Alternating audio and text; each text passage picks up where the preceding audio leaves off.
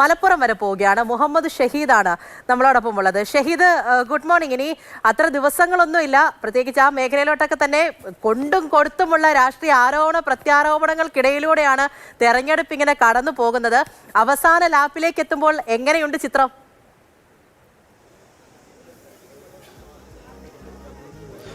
പക്ഷേ തീർച്ചയായും 3 ദിവസങ്ങൾ മാത്രമാണ് നിയമസഭാ തെരഞ്ഞെടുപ്പിന്റെ പോളിംഗിലേക്ക്, വോട്ടെടുപ്പിലേക്കുള്ളത്.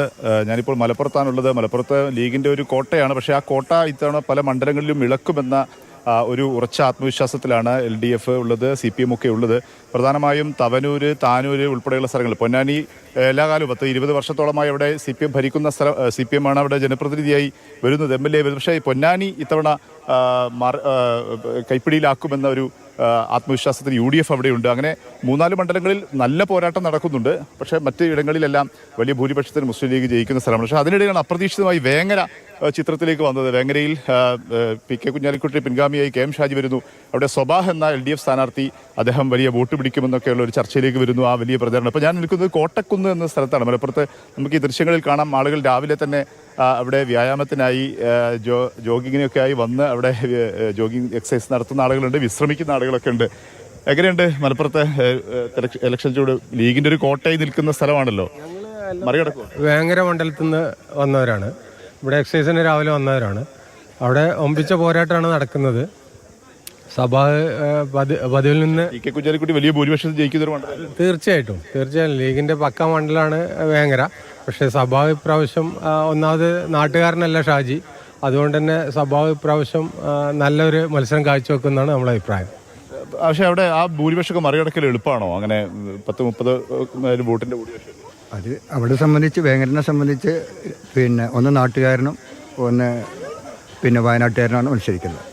അതുകൊണ്ട് തന്നെ സഭാവിന് ജനങ്ങളിൽ വലിയൊരു പരിപാടിയൊക്കെ നടത്തിയിരുന്നു, ഒരു ഗാനമേള പരിപാടി. അത് കണ്ടാൽ തന്നെ നിങ്ങൾക്കൊക്കെ മനസ്സിലാവും സഭ നല്ല ഭൂരിപക്ഷത്തിൽ വിജയിക്കും എന്നുള്ളതാണ് ഞങ്ങൾ. വേറെ ആളുകളുണ്ട്. എന്താണ് മലപ്പുറത്തിന്റെ ചൂട്? പച്ചക്കോട്ടായിട്ട് നിൽക്കും. ഞങ്ങൾ മങ്കട മണ്ഡലത്തിൽ നിന്നാണ് വരുന്നത്. മങ്കട ലീഗ് വിമതനാണ് മത്സരിക്കുന്നത്. അതുകൊണ്ട് ലീഗ് വിമതൻ ജയിക്കുമെന്നുള്ളതാണ്. കഴിഞ്ഞ പ്രാവശ്യം അലിക്ക് ആകെ 5000 വോട്ടിൻ്റെ ലീഡുള്ളൂ. ഇപ്രാവശ്യം SDPIയും മറ്റുള്ള സംഘടനകളെല്ലാം കുന്നത്ത് മുഹമ്മദ് ജയിക്കും എന്നുള്ളതാണ് നമ്മൾ പറയുന്നത്. അങ്ങനെയാണ് മങ്കട മണ്ഡലം തന്നെ നിങ്ങൾ പറഞ്ഞ പോലെ. അതെ, മുപ്പര് പറഞ്ഞ പോലെ തന്നെയാണ്. അലി തോൽക്കും. തോൽക്കുന്നുള്ളൊരു ഇതാണ്, ഒന്നും പറയാൻ പറ്റൂല. അങ്ങനെ പോരാട്ടം എന്നുള്ളൊരു അങ്ങനത്തെ ഒരു പോരാട്ടങ്ങളൊന്നുമില്ല. ഏതാ എവിടുന്ന? ഞാൻ പിണറായി വിജയൻ കേരളം ഭരിക്കണമെന്ന് ആഗ്രഹിക്കുന്ന ഒരാളാണ്. അടുത്ത വർഷമാണ് CPM ആണ്.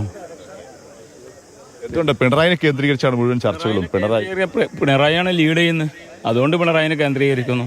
അതല്ല, ഇപ്പോൾ ഗോവിന്ദൻ മാഷാണെങ്കിൽ ഗോവിന്ദൻ മാഷ നമ്മൾ സപ്പോർട്ട് ചെയ്യും. പിണറായിയുടെ സ്വഭാവം ശരിയല്ല, ആളുകളോടുള്ള പെരുമാറ്റം ശരിയല്ല, ആ രീതിയിലൊക്കെ. അത് എല്ലാവർക്കും എന്തും പറയാലോ. ആളുകളെ സ്വഭാവം നിയന്ത്രിക്കുന്നത് അവരുടെ ഒരു പ്രസ്താവനയോ ഏതെങ്കിലും ബോഡി ലാംഗ്വേജ് കണ്ടിട്ടോ ആവരുത്. അദ്ദേഹം എന്ത് ചെയ്തു, എങ്ങനെ കേരളത്തെ മാറ്റി, അത് അടിസ്ഥാനമായിട്ടാണ് ഒരു മുഖ്യമന്ത്രിയെ വിലയിരുത്തേണ്ടത്. വ്യക്തികൾക്ക് പല പ്രശ്നങ്ങളുണ്ടാവും. മുഖ്യമന്ത്രിനെ അങ്ങനെ വ്യക്തി കേന്ദ്രീകരിക്കണമെന്നില്ല. വലിയ വികസനം കേരളത്തിൽ ഉണ്ടായിട്ടുണ്ടെന്നാണ്. തീർച്ചയായിട്ടും വലിയ വികസനം, പ്രത്യേകിച്ച് കേരളത്തിൽ ഈ 10 വർഷം കൊണ്ട്. ഞാനൊക്കെ ഒരു പ്രവാസിയാണ്, പ്രവാസിയാണ്. എനിക്ക് തുടർഭരണം ഉണ്ടാവും. തീർച്ചയായിട്ടും 100% തുടർഭരണം ഉണ്ടാവും. തീർച്ചയായിട്ടും തുടർഭരണം ഉണ്ടാവും, യാതൊരു സംശയവുമില്ല. പക്ഷേ ഏറ്റവും കൗതുകമുള്ള കാര്യം, മലപ്പുറം നമുക്ക് എപ്പോഴും പറയാം ലീഗിന്റെ വലിയ കോട്ടയാണ്, പച്ചക്കോട്ടയാണ്, UDF ആണെന്നൊക്കെയാണ്. പക്ഷേ ഞാനിപ്പോൾ ഈ കോട്ടക്കുന്ന് വന്ന് നോക്കുന്ന സമയത്ത് എല്ലാവരും സർക്കാർ അനുകൂലികളാണ്, ഇടതുപക്ഷക്കാരാണ്. അതായത് എല്ലാവരും ഇപ്പോൾ മുഖ്യമന്ത്രിൻ്റെ ബോഡി ലാംഗ്വേജ് നോക്കിയിട്ടാണ് അഭിപ്രായങ്ങൾ പറയുക. ഒരു മുഖ്യമന്ത്രി ബോഡി ലാംഗ്വേജ് അല്ല നോക്കേണ്ടത്, ആ നാടിന് ഉപകാരപ്പെടുന്ന എന്തൊക്കെ ചെയ്യണമെന്ന് അതാണ് നോക്കേണ്ടത്. അത് ഇന്ന് കേരളത്തിൽ ഈ 10 കൊല്ലമായിട്ട് നല്ലോണം കിട്ടുന്നുണ്ട്. പിന്നെ ചില ഭാഗങ്ങൾ ഓരോ ആളുകൾ അതിനനുസരിച്ചുള്ള അഭിപ്രായങ്ങൾ പറയും, അതല്ല. പക്ഷെ ഇപ്പം ഇത്തവണ പ്രതിപക്ഷം 10 വർഷത്തെ പ്രതിപക്ഷത്തിരുന്ന് ഇനി 3-ാം ടൈം LDF പറ്റില്ല. എന്തുകൊണ്ട്? എന്തായാലും ഭരണം പിടിക്കും എന്നുള്ള ഉറച്ച ആത്മവിശ്വാസത്തിലാണ് UDF ഉള്ളത്. അവരെ സീറ്റിന് ഇവിടുത്തെ UDF MLA ആണ്, കാരണം വർഷങ്ങളായിട്ട് അവരാണ്. അങ്ങനെ ആ ലോജിക്ക് വെച്ച് നോക്കുകയാണെങ്കിൽ കുഞ്ഞാലിക്കുട്ടി ഇവിടെ തോൽക്കണ്ടേ? അതാണല്ലോ ലോജിക്ക്. ഒരു ഗവൺമെൻറ് തുടർച്ച ഉണ്ടാവുക എന്ന് പറയുന്നത്, അതും കേരളം പോലത്തെ ഒരു അണ്ടർറേറ്റഡ് എഡ്യൂക്കേറ്റഡ് കമ്മ്യൂണിറ്റിയിൽ ഒരു തുടർച്ച ഉണ്ടാവുക എന്ന് പറയുന്നത് അത്ര എളുപ്പമൊന്നുമല്ല. കാരണം നമ്മളെ കൺവിൻസ് ചെയ്യാൻ ഭയങ്കര പ്രയാസമാണ്. നമ്മൾ എന്ത് ചെയ്താലും നമ്മൾ അതിൻ്റെ ന്യൂനതകൾ മാത്രം കാണുന്ന ഒരു വിഭാഗമാണ് കേരളീയർ. കാരണം അതുകൊണ്ട് ഭരണവിരുദ്ധ വികാരമാണ് നാച്ചുറലി ഉണ്ടാവേണ്ടത്. പക്ഷെ അത് മറികടന്ന് ഭരണം പിന്നെ തുടർച്ചയായ ഭരണം ഉണ്ടാവുമെന്ന് കരുതുന്നവരാണ് ഞങ്ങൾ. UDF അനുകൂലികൾ ആരും ഇല്ല ഇവിടെ? ആണോ? എല്ലാവരും ഭരണ തുടർച്ച വേണമെന്ന് പറയുന്ന ആളുകളാണ് മലപ്പുറത്ത് നമ്മൾ അപ്രതീക്ഷിതമാണ് ഈ ഒരു അഭിപ്രായം. ഭരണത്തുടർച്ച വേണ്ടാനുള്ള അഭിപ്രായമുള്ളത്. 5 കൊല്ലം കൂടുമ്പോൾ മാറണം എന്നുള്ള അഭിപ്രായം എനിക്കുള്ളത്. അതുകൊണ്ടാണ് ഇപ്പോൾ വികസന മുരടിപ്പ് നാട്ടിലുണ്ടായത്. പക്ഷേ ഇവിടെ ഇവർ ചൂണ്ടിക്കാണിക്കുന്നത് അങ്ങനെയാണെങ്കിൽ മലപ്പുറത്ത് തുടർച്ചയായിട്ട് MLA-മാരായിട്ട് മുസ്ലിം ലീഗിൻ്റെ MLA-മാരെ വരുന്നു. പക്ഷെ അവർ വീണ്ടും ജയിക്കുന്നു. അവിടെ കുഴപ്പമൊന്നുമില്ല. ഇപ്പം സർക്കാർ മാത്രം ഭരണ തുടർച്ച പ്രശ്നമാകുന്നത് എങ്ങനെയാണെന്നില്ല. സർക്കാരല്ലേ കാര്യങ്ങൾ തീരുമാനിക്കണേ. ഓരോ ജില്ലയ്ക്ക് എന്ത് കൊടുക്കണമെന്ന് സർക്കാരിൻ്റെ തീരുമാനമല്ലേ. അപ്പോൾ ഭരണപക്ഷ MLA അല്ലല്ലോ ഇവിടെ ഉള്ളത്. പ്രതിപക്ഷ MLA ഇതുവരെ 10 കൊല്ലമായിട്ടുണ്ടായിരുന്നു. അതുകൊണ്ട് വികസനം കമ്മിയുണ്ട്. മലപ്പുറത്ത് എന്തെങ്കിലും ഇത്തവണ അട്ടിമറി ഉണ്ടാവുമോ? വളരെ പ്രയാസമാണ്. അട്ടിമറി ഉണ്ടാകാൻ സാധ്യതയില്ല. നോളജുള്ള ജനങ്ങളാണെങ്കിൽ അട്ടിമറി ഉണ്ടാകാൻ ചാൻസ് കുറവാണ്. അത് നമുക്ക് പറയാനുള്ളൂ. ഭൂരിപക്ഷം ഇവിടുന്ന് ഭരണ തുടർച്ച വേണമെന്നുള്ള അഭിപ്രായക്കാരാണ്. ഭൂരിപക്ഷം അല്ല, മലപ്പുറത്ത് ഭൂരിപക്ഷമായിട്ട് ഭരണ തുടർച്ച വേണമെന്നുള്ള അഭിപ്രായക്കാരല്ല ഉള്ളത്. ഭരണം മാറണമെന്നുള്ള അഭിപ്രായക്കാരുള്ളത്. സാധാരണക്കാരായ ആളുകൾക്ക് വളരെ ബുദ്ധിമുട്ടുള്ള ഭരണമാണ് ഇപ്പോൾ നടന്നുകൊണ്ടിരിക്കുന്നത്. ഭരണ തുടർച്ച നിർബന്ധമായിട്ട് വേണമെന്നുള്ള അഭിപ്രായമാണുള്ളത്.